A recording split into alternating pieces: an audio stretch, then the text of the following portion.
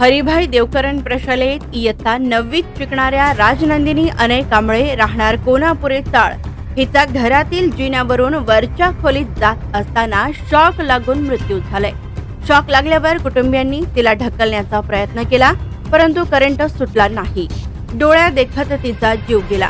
मंगळवार दिनांक 8 रोजी सायंकाळी 6:30 नंतर वादळ सुटले होते। अवकाळी पाऊस ही सुरू होता। राजनंदिनी ही घराच्या वरच्या मजल्यावरील 3 लहान मुलांकडे निघाली होती। घराच्या जिन्याच्या पहिल्याच पायरीवर तिने पाय ठेवला आणि तिला शॉक बसला। सर्व्हिस केबलचा शॉक असल्याने तिला स्वतःची सुटका करून घेता आली नाही।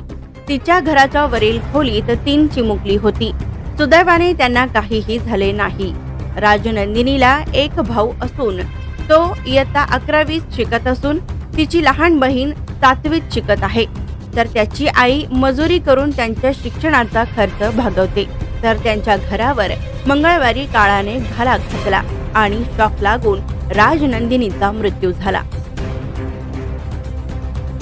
Subscribe now and press the bell icon. Never miss an update.